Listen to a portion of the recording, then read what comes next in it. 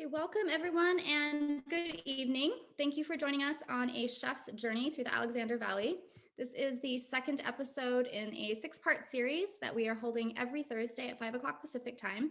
It concludes on April 1st, and we are getting to know the region, and the people, and the wines of this very special place called the Alexander Valley.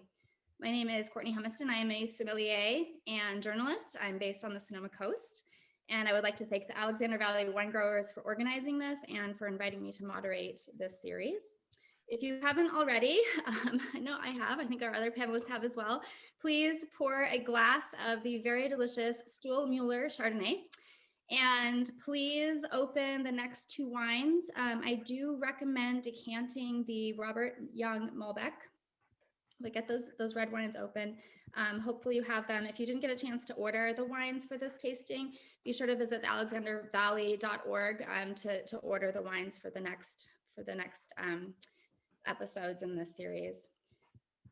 So we will be monitoring the chat, the Q&A. So feel free to throw any questions in there that you have for myself or for our panelists or for our chef. And we will try to get as many things answered as possible. So welcome the panelists for tonight. I have Brian Nygaard. He is the general manager for Stuhlmuller Vineyards. Hi, Brian.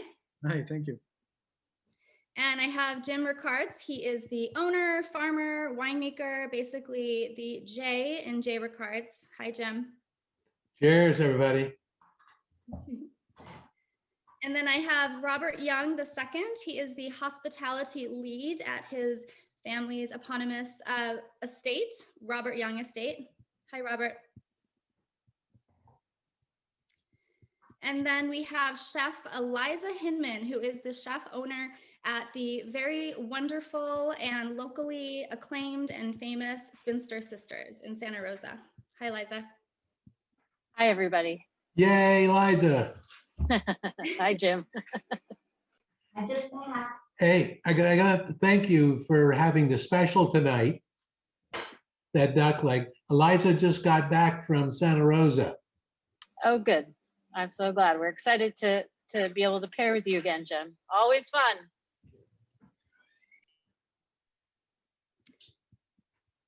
All right, so where are we? We are in the Alexander Valley. This is a 15,000 acres in northeastern. Give me just 1 second here. I lost my notes for a minute. Sonoma County.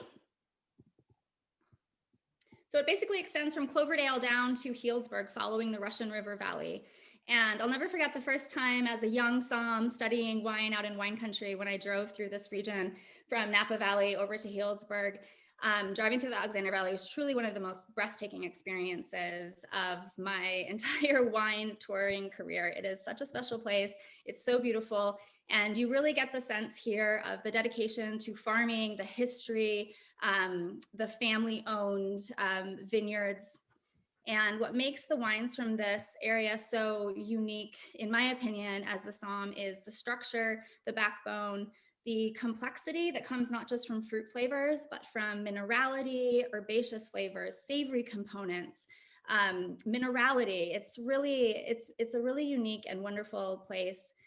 It's known for Cabernet Sauvignon, but as you'll see as we taste through this series, there's a lot of very small producing different unique varieties that are grown here and made with a lot of love and care. And so it's a great place to really kind of explore not just one grape variety, but the true terroir of what to me is one of the most magical wine growing regions in the world. But let's explore it the best way that we can, which is through the wines themselves. So I'll start with Brian from Stuhlmuller. And Stuhlmuller has been growing grapes in the southern edge of the Alexander Valley. So it's where the AVA meets the Chalk Hill and the Russian River since 1982. So we're tasting the Chardonnay tonight. They also grow Cabernet Sauvignon, Zinfandel, and Petit Syrah.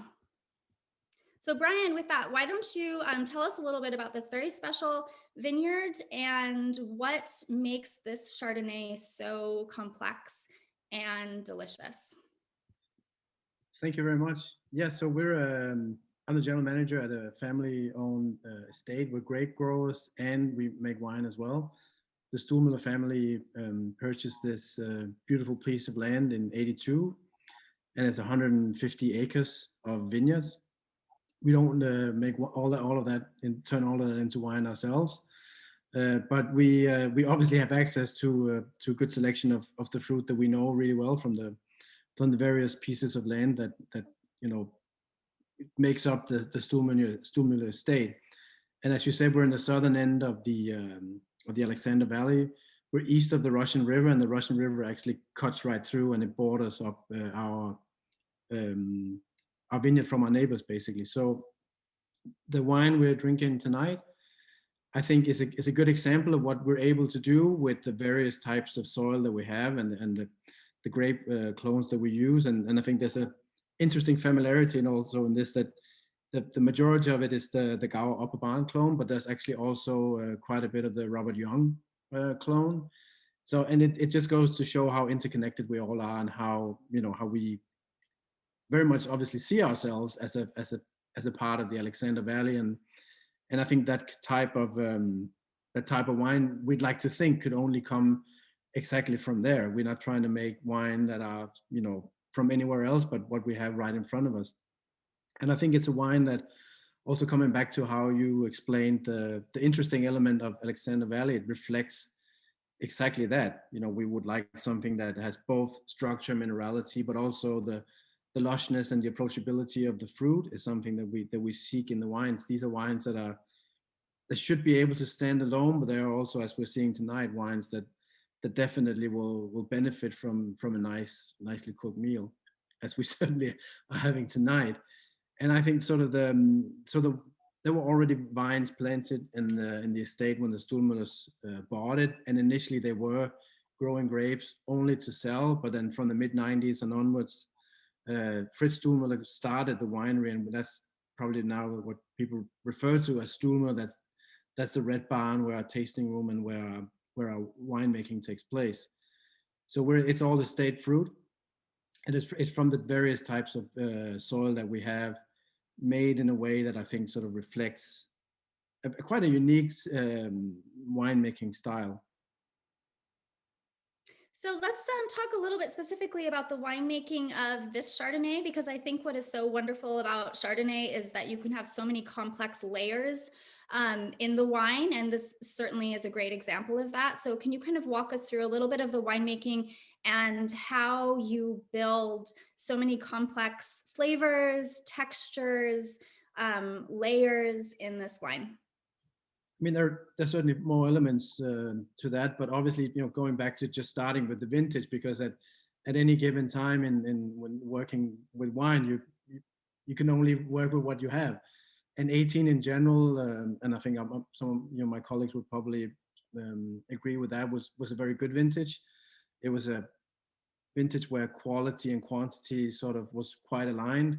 And unlike, unfortunately, recent years, there weren't any major heat spikes over the summer, so that meant we were able to have quite balanced fruit. And winemaking, for the most part, is actually striking that balance, making sure that you have something that really hits the mark, both with minerality and with fruit. And then, from having made wine right in front of the estate and knowing exactly what type of fruit we're working with, means that when we make our estate Chardonnay, it's not a defined sort of textbook that we go for. We look for exactly what we have from the various vineyards, and that's why also we're able to aim at something where it's more the fruit than and the winemaking than the barrel program. That second element of it is something that we as you can probably taste also, this doesn't really have that much new oak, and that's how we like to see our wine. So it's also both fermented in smaller in barrels, but also in larger casks, and like I said, just with 5% new oak. And it's interesting enough, there's the winemaker at the time, and our consulting winemaker now, is actually also Danish as me. And I think sometimes it takes, I guess, an outsider to really appreciate what we have. I know we all, I came to Alexander Valley after living 20 years in Tuscany, and I feel very much at home, and I think there's some similarities. But with a Danish winemaker at the time, who's still our consultant, called Leo Steen, who now has his own wine production. It sometimes, like I said, takes an outsider to really find these specific nuances that make a great wine from a specific place. There's obviously certain preferences, and we want some continuity in our winemaking, but having someone who's able to really pinpoint what's so special about that place. I think in this case, it was good to have an outsider. We now have the former assistant winemaker is now a head winemaker, Zach Childers. So I think this is a good example of making a very balanced wine, a wine that goes well with food, but also something that's not picked overly ripe. It's not a wine that loses its structure. It's a wine that keeps its minerality, and that has, I think, one of my favorite elements in any wine. That's a personal preference of mine. That has the salty element, and you said yourself, I think you're at the Sonoma coast, and that's also actually a quality that I highly enjoy of those wines. That to me, they can't be salty enough, and I think that's something that I find in this wine as well. Yeah, absolutely. I love that about the white Alexander Valley wines, is that saltiness. Quick question. I don't see it anywhere in the winemaking notes, but David's asking, do you use any concrete with the Chardonnay? No, we don't. But I think it's interesting that that question comes up because of the relatively, well, not very dominant barrel program that we have for this wine. I could definitely see where that comes from, and I take that as a compliment in appreciating a wine where the barrel program doesn't get the upper hand. Yeah, absolutely. And I think that sensation of minerality and that kind of like background really comes through in this wine. So I think that was a really good question. So Dennis is asking us also, and I'm not quite sure of this reference, but he says, I love your cap sticky. When will your next release of this wine be, and how much do you produce? So we're actually bottling 2 barrels later this month. We just got the program set up again, and it's a dessert wine basically that we make, and I wouldn't say it's a cold wine because we don't really have any of those, but it's another aside, quite fun project that people really seem to like, and that should be actually coming back on the market very soon. Thank you for that. Fun. That's super fun. And it looks like we have, we'll take one more question here before we move on to Liza to tell us about the pairing. A fellow Dane is asking, which Danish meal would you pair with this Chardonnay? So I grew up in Denmark, obviously, and I moved to Italy when I was 25, but I grew up on the coast. And I would say any kind of nice fish dish, I would even do raw fish, which is not a very Danish dish, I suppose, but the Danish kitchen and Danish cuisine has certainly developed very, very heavily, and it's become a gastronomical capital of the world, especially Copenhagen. So I would say any fish dish would work quite well with this. My references in kitchens and in the cuisine is actually more Italian. I consider myself more Italian than Danish at this point. So if I was to pick an Italian, if I'm allowed, I would say pasta with vongole. So mussel clams would be with that style of dish that I would like for this. But yeah, I'm yet to visit the Spinster Sisters, and I'm hearing so many great things about it. So for me, it's just a question of time when I can drink this wine with some of the dishes that they cook down there in Santa Rosa. Awesome. Thanks so much. So Liza, please tell us about your pairing, which is the crispy shrimp with Corona beans, roasted tomatoes, and fennel. It sounds delicious. And what about this wine sort of guided your creation of this dish? Thanks, Courtney. So yeah, tonight for this Chardonnay, I felt like it had, I definitely wanted to go in a lighter direction as far as the protein, but something that still had some body and some weight. And if it was a little later in the year, maybe would have gone with our wild king salmon or something of that nature. But I wanted to play a little bit with the minerality also, and that touch of herbaceousness. And fennel is something that I love to pair with shrimp. And I felt like both those flavors would really work nicely with the Chardonnay. And it has also that citrus note to it. And I added a little Meyer lemon zest to the dish to kind of try and touch on all those different flavors. But at the restaurant, we also often get a beautiful head-on prawn. For the recipe here, I worked with something that I felt like people could find more often in their local fish market. but I lightly browned it with semolina to give it a little texture so that it had, and just a little quick pan sear. So it has a little crunchy texture to it, but then the richness of the shrimp. And you'll see there's beans in 2 recipes tonight because I can't get enough of legumes of any sort. And I thought the creaminess of the bean and the herbaceousness of the fennel really worked nicely together.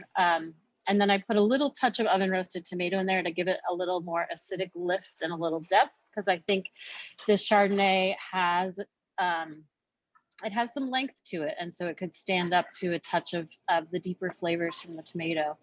But this was definitely a fun wine to be able to pair with, because I think it's approachable in a lot of different directions. And it took me a while to like really narrow down exactly what I wanted to do, because I had a lot of different ideas.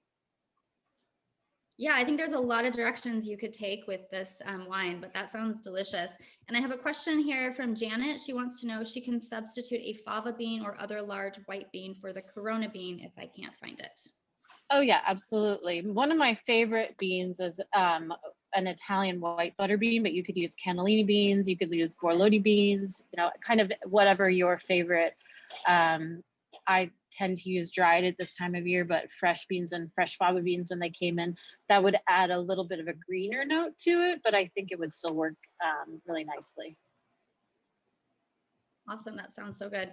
Yeah, I love the idea of using beans with Chardonnay, because you kind of get a little bit of that creamy texture without having to add like butter or a lot of dairy. Yeah, So there's really just olive oil in this dish is the fat. So, and then of course the natural fat from the shrimp. So that adds a little bit of weight to it, but it doesn't need a lot. Great. Sounds so good. Thank you, Liza.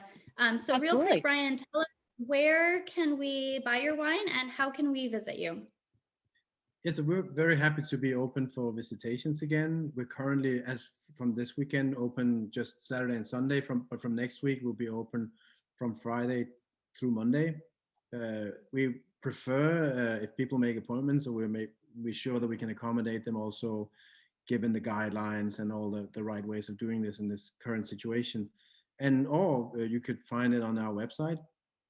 We are shortly to release the next vintage of this for our club members. And, if you sign up as a club member, you get either 15 or 20% discount. And it's something that we love to have members come out and visit, but anyone who wants to come and taste our wines are welcome during those times. And I would even go on the line and say, if anyone found it difficult to come and see us during those hours, they can always drop me a line. And if I'm around, I'm always happy to pour a glass of wine. Awesome. Thank you so much. Yeah, we're all itching to get out. So it's a good timing. Thank you so much. Okay, so please pour, again, if you haven't already, some of this wonderful J. Ricard 18 Old Vine Zinfandel. And I would like to introduce Jim, owner, founder, winemaker, who has been farming grapes for 4 decades at the northern end of the Alexander Valley. And the wine that we are tasting tonight comes from some vineyards that were originally planted in 1908. So it's one of the oldest vineyards in the Alexander Valley. And as Jim likes to say, that was back when we used to call, when the tractors were called horses. So with that, Jim, I'll turn it over to you to tell us the story of this very special vineyard and kind of walk us through the characteristics of this wine. Thank you, Courtney. Well, my name is Jim Rickards, J. Rickards Winery. Like Courtney said, we've been farming for since 1976 up here. And it's when I purchased the property, there was an old vineyard that was, at that point, largely abandoned. And over the course of a couple of years, or last 20 or so, we've revitalized it and making it a perfect working vineyard again. And, Courtney, you said, well, 1908. And like I say, a lot of people think of that just an old, long time ago. Well, like you said, in those days, this was before the Industrial Revolution. So it's important to know that the wine was made differently in those days. How can you move and blend wine when pumps were not invented yet? Wow, that's a tremendous challenge. And it's amazing that they did so well, but they did so well because they were adaptable. They knew how to do things. And the vineyard was planted by Rosa Brignoli, who had about, I think at the time, maybe about 80 acres or so under plow and a winery. Because in those days, nobody sold grapes. All the small producers made wine. That was the more durable item. Well, how can you do blending? How can you do these kind of modern stuff that everybody does nowadays when there was no way to do it in those days? And this is the marvelous part of this vineyard to understand it. What Rosa did was decide the kind of wine she wanted to make, and then the blending wines she would want in those. And then she chose the vineyard, the grapes, and planted them all together, all mixed up. So as you pick the vineyard, you get the blend. And the blend here is about 75% Zinfandel, 10% Petit Syrah, 7% Carignan, 2% Mataro, 1% Alicante Bouschet, Muscat, Canelli, and Chasselas. Now, obviously, there's some of those that are archaic varieties because they don't make a good standalone. We tend to zero into standalone wines in the modern world, and we tend less to think about the old blenders that add a lot of punch and nuance to the game. I mean, it's interesting that a lot of people look at a back of a bottle and they'll say, oh, 1% Cabernet Franc. Oh, they couldn't possibly be able to tell the difference. Well, here's a woman that planted 1% Muscat Canelli in the vineyard and could tell the difference in 1908. That's pretty spectacular, isn't it? And the vineyard itself, we make the wine like Rosa had intended.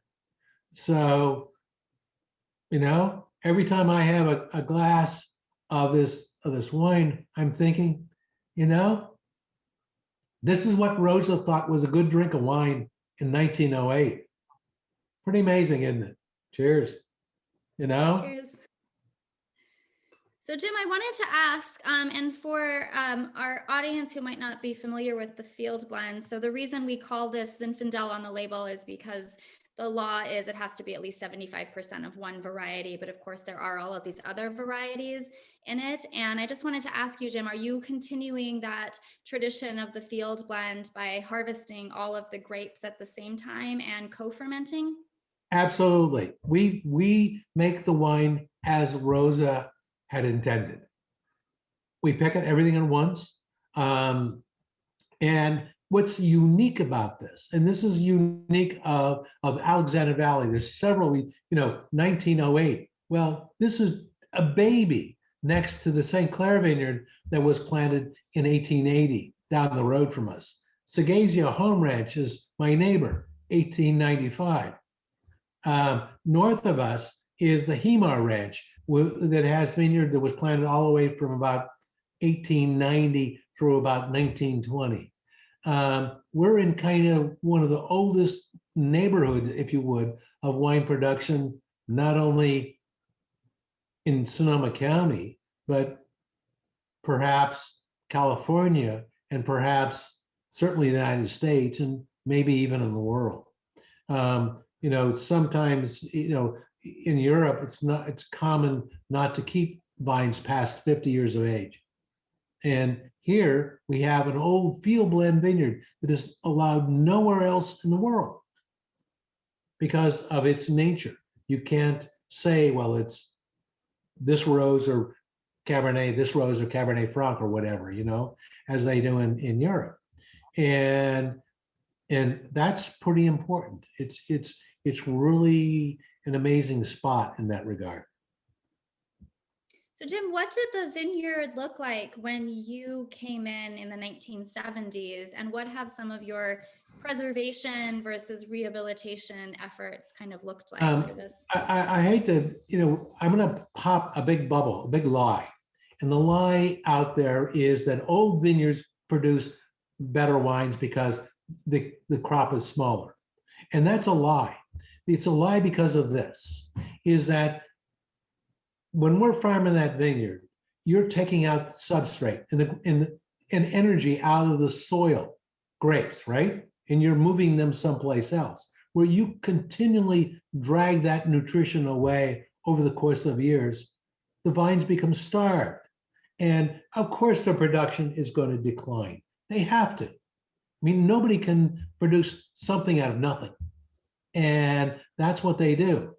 And every year I make compost from our grape production. In addition to that, I buy 300 tons of compost a year to replete my vineyard with the nutrients we take out. And, the vineyard now produces around 2.5 tons to the acre. When I bought it, it was producing only a half ton to the acre. So what I've done over the last 45 years is replete what was taken out. Also, it was farmed in a disastrously kind of way. It's on the hillside. You saw that picture. We go up. Well, dirt wants to come down. And if you have to cross disc in order to kill the weeds, which is what they did 100 years ago, that dirt's going to come down. And it's going to come down to the Russian River. And the old vineyard was, had lost approximately about a foot or so of soil over those years. I mean, about over 100 years, it's lost that much in soil erosion. Well, I couldn't tolerate that. I couldn't allow our vineyard to pollute the Russian River any longer with our soil, precious soil. So I plowed up berms in order to cover up the roots were exposed because they had lost all the soil over time. And then began our process of repleting and planting cover crops and doing all kinds of things that brought the vineyard back to life. And by the way, in actual case, you would think there'd be a lot of vines missing out there and actually it's not. It's about 90% of the vines are still existent out there that Rosa planted in 1908. The other 10% I replace. And because when I bought the property in 76, I couldn't afford nursery stock. And so I learned to graft vines like they did in the 1800s. And we follow that. Jim, to a question from one of our viewers, Len, and this is a good segue. He wants to know if the original vines are on their own rootstock or if they are grafted. They are grafted. It's presumed, 1908 is in the I guess modern time, if you would, of grafting in this country. It's thought that from about 1870 to 1880 onward, vines were grafted. And it's presumed that the rootstock is St. George. It's because that's all they had. So it's a good presumption. Okay, so let's, before I turn it over to Liza, Jim, walk us through the tasting notes on this wine.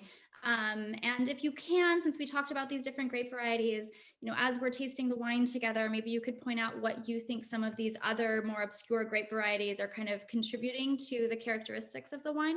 Yeah, I'm happy to do that. But one of the most interesting things about the Alexander Valley is the presentation of Zinfandel.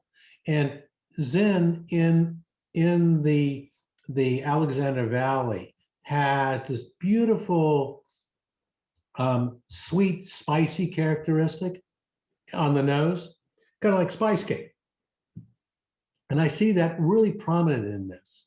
And those, in addition to bright fruit, raspberry, boysenberry, and other viticultural regions, like if you take that spice over to Dry Creek, it becomes peppery. If you take that bright fruit over to Dry Creek, it becomes jammy. That's the process of plates out there, and that's what the valley brings to the fore, if you would. And so, boy, I smell it's just beautiful baking spice, kind of sweet. I want to call it spice cake, but in reality, I don't know what's in spice cake, so I can't tell you. But the reality is that, boy, and then it's got that bright fruit again. Now, you asked what the blenders bring to the plate here, and I think you're asking us to ask a question of why they do this.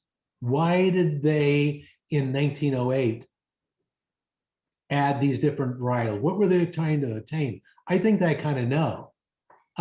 We all know that, number one, Zinfandel really needs to be ripe when it's picked. I mean, ripe. Well, as Zinfandel ripens, the acidity plummets. Okay, modern winemakers can add acids to it, tartaric acid and the like. They had none of that in those days. So I'll tell you what, let's add a couple of grapes that ripen later than Zinfandel that don't have green flavors in their skins. Carignan, Mataro. By the way, Mataro is the Spanish name for Mourvedre.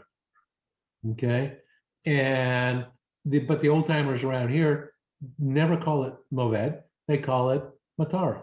So I continue with that process, but that adds little bags of acid. Now we're adding to that Zinfandel. Zinfandel can be light. Oh boy, let's add some Petit Syrah. Great color, backbone. Now, aromatics, nuance, that spiciness undoubtedly comes from the Moscato di Canelli out there, because it's a very spicy, highly aromatic grape. And Chasselas is another grape that is maintaining color, stability in the wine. And those are the things we think. I think, no one who's alive today that planted that vineyard that can tell me, Jim, we did this cause. They were intuitive. They were different than modern winemakers. And, Rosa really had it together as far as I'm concerned. Pretty amazing woman that did all that farming in Winery. That's an awesome story. Thank you so much. And and for me, I think the history of the field blend in California is just such a wonderful tradition and heritage that we have. And, we talk a lot about natural winemaking now, and really, that was just kind of the most original, most rustic way of creating wine, was to start in the field, which is awesome. So Liza, I'd like to turn it over to you and ask you about the pairing that you created with this wine, which is the braised duck legs with sour cherry compote. Well, I always have fun with Jim's wines because I feel like I have a lot to work with. This, I also, we have been making a point of trying to feature and use the wonderful products from Liberty Ducks down in Petaluma as often as possible. This especially during the pandemic, because they, as so many small producers, have really struggled to keep their business going, with restaurants really having to pull back on all their ordering. So we have been using them to great success and delight of our customers as much as possible. And so I thought this was a perfect pairing to do for this event. I think that, as Jim has just described for us at great length, there's so many nuances to this wine, and it can stand up to something that has a nice, like, delicate meatiness that a duck leg would have. And then he referred to the baking spice flavors, and that definitely gets infused into the sour cherry sauce. This time of year, we're using dried cherries, but if it were fresh cherry season, you could definitely make a really nice sauce from that. And yeah, the legs are just slowly braised with and they don't even get covered in the oven, so that the skin is also able to crisp and render a little bit and just have a nice little texture. And the cherries are soaked.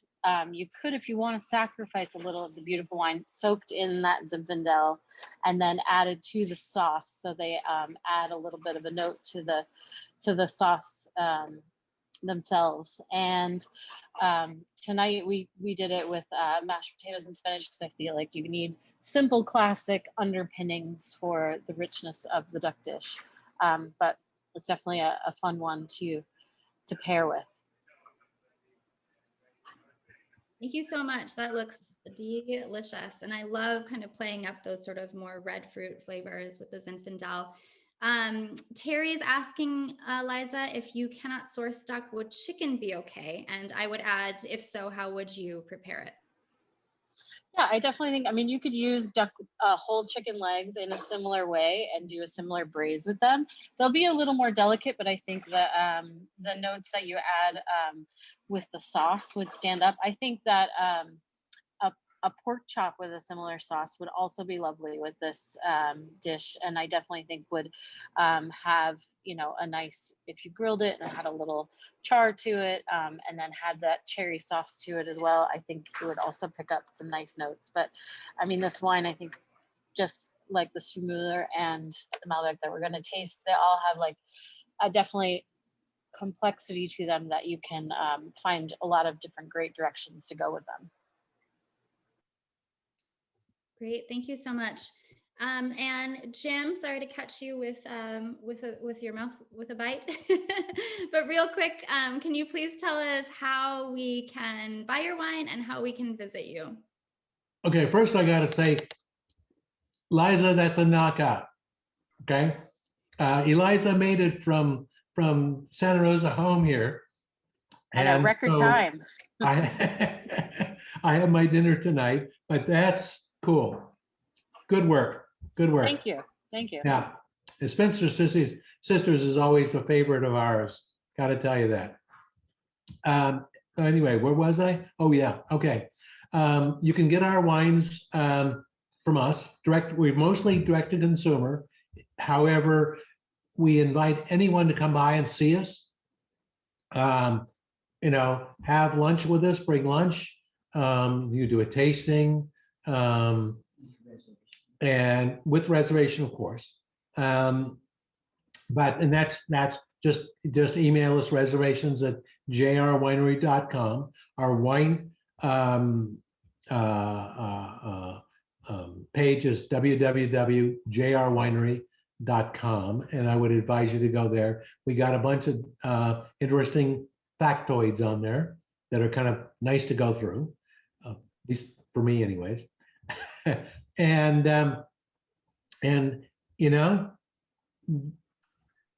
you just gotta, this wine is, I think, has a potential for really nice longevity and years to come because the acidity goes in play there. Yeah, absolutely. Okay. All right. Thank you so much. You're welcome. Yeah, definitely. You can tell if you visit J. Ricard's, you'll be in for a treat and definitely a hands-on education, no doubt. So thank you so much for joining us. And let's go ahead and hopefully you had a chance to decant, but if not, hopefully you have the wine in the glass, which is the 2018 Malbec Robert Young Estate. And I'd like to introduce Robert Young II, who is the hospitality lead for his family's estate, and such a fascinating history. They have been farming and living and been a part of the community in Sonoma County since 1852. Robert Young was the first to plant Cabernet Sauvignon in Alexander Valley in 1962. And so I'm super excited to have Robert Young II here to talk about his family's vineyard and about a Malbec, which is not something that we might expect to be trying, but it's such an elegant, beautiful, aromatic wine. So thank you for sharing it with us.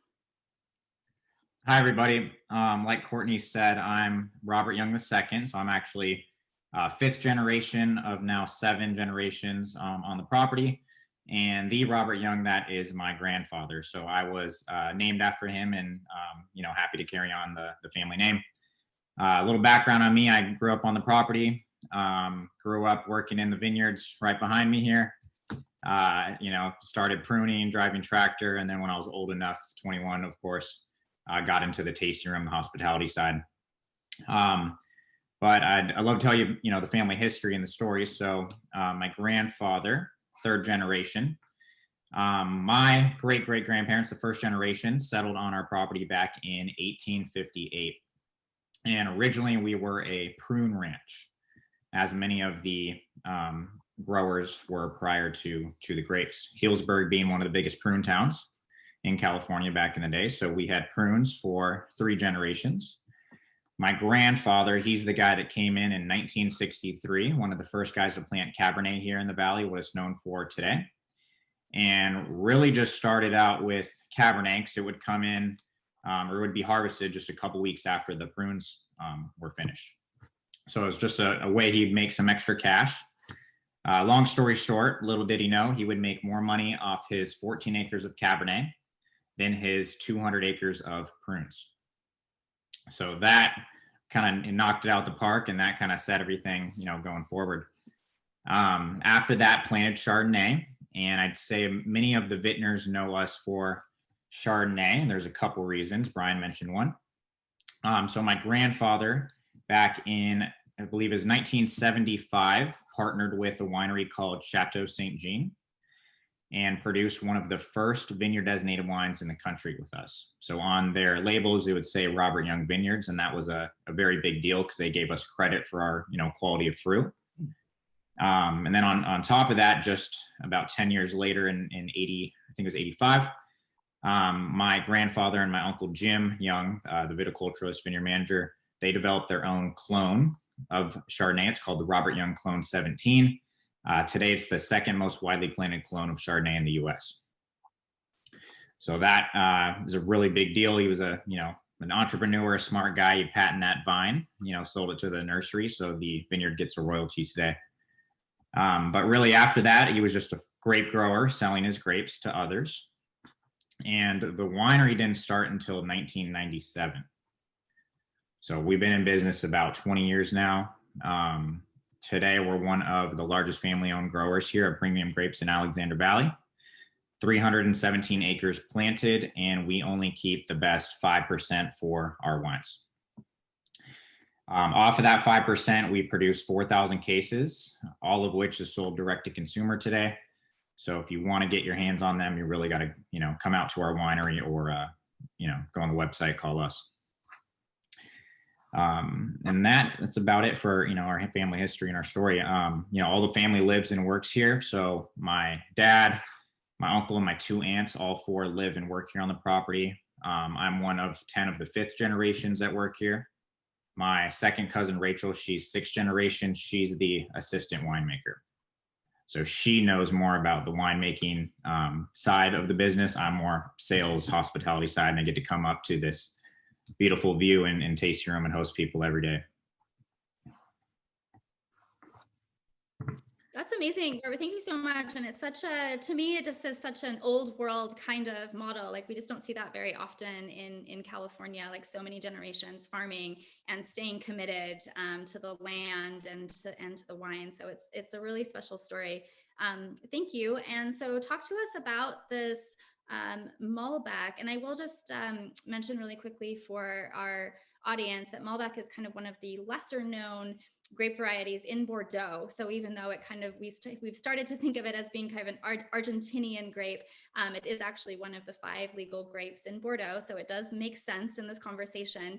Yeah, talk to us about this Malbec, because it really is, it's so pretty. Yeah, so like you said, it's definitely a hard varietal to find or come across. I think we're one of few places that have it. And we also make a Cabernet Franc, a Merlot, Petit Verdot by themselves as well. But the Malbec, like the Bordeaux grapes, does really well in the climate here in Alexander Valley, very hot. Malbec is one of the first grapes that we will pick. Comes in way before the Cab, of course. And it's definitely known in Argentina for being a very big grape. It's very vigorous, like the leaves are big, berry size is big. However, that being said, it not necessarily produces a big style of wine. So this being a 2018, it is fairly young. We would recommend laying it down for quite some time. But all that said, it's definitely like a soft style of a Malbec. It's very round in the mouthfeel. This is nearly 100% Malbec. It's 95% Malbec. A little bit of Merlot, 2.5%, 1% Cab Franc, 1% Cab Sauv, and then 0.5% of Petit Verdot. So all the Bordeaux's. 18 months French oak, 30% new barrels. So really we're trying to express more of the fruit, not so much oak, not too much tannin in my opinion. But it's really nice. And we did 14 barrels produced of this. So it's very, very small. Typically that's one you got to come out to the taste room to get your hands on. We have just enough of it to go out to our membership or the wine club members. But this is probably one of my favorite reds right now, just because you can simply just drink it by itself. You don't necessarily have to have a meal. I would be drinking it while I'm cooking and then I'll have it with dinner. It's that good. And very much blueberry, blackberry notes, hibiscus as well, plum, baking spice, baker's chocolate, vanilla, sweet tobacco. And it's hillside fruit. So you can't see it on behind me here, but it's just furthermore back here up on the hillside. So yeah, it's really good. Awesome, thank you. And I have a couple of questions from our viewers, but I want to go into Liza right now, and then we'll answer those questions in a second, since you're talking about the wine. So Liza, tell us about your pairing tonight, which is the herbed lamb chop, radicchio, flageolet, and olive tapenade.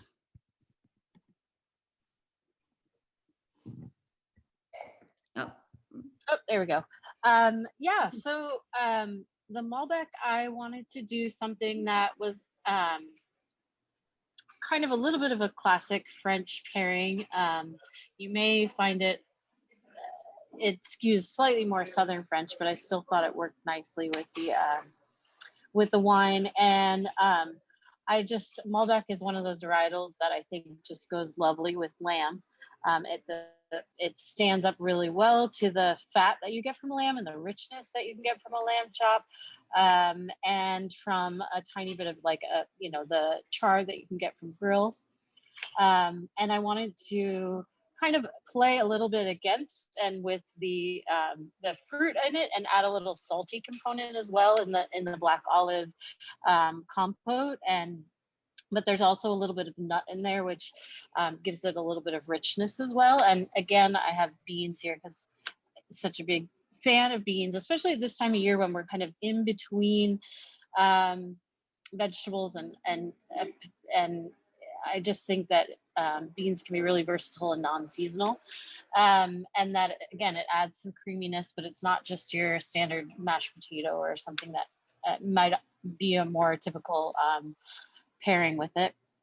And I am a huge fan of chicories. I love that they have a bitter note to them, but when they're grilled, that brings out also a touch of sweetness to them.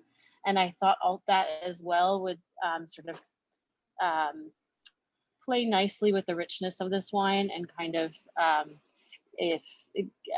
just give it different notes. So this was another really fun one to pair with, and I think it was it made me excited to do a sort of a spring lamb dish.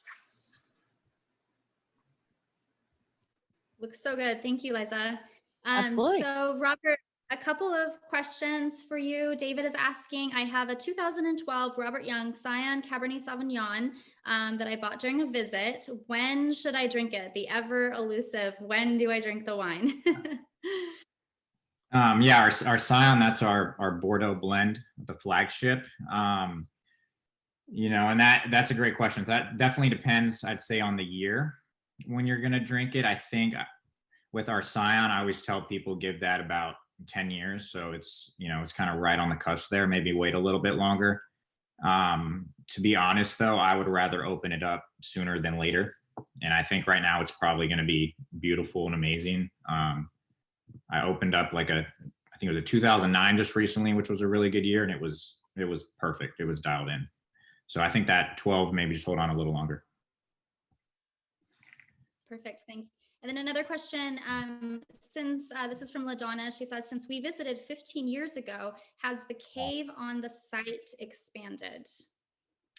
It has not. So it's about like 5,000 square feet. It's completely maxed out with barrels right now. It's, you know, we're not utilizing it for tastings or anything. We did recently build a beautiful tasting room up on our, my favorite overlook that my family has been doing, like weddings and whatnot. So the tasting room sits up on this hill, 360-degree views of the whole property.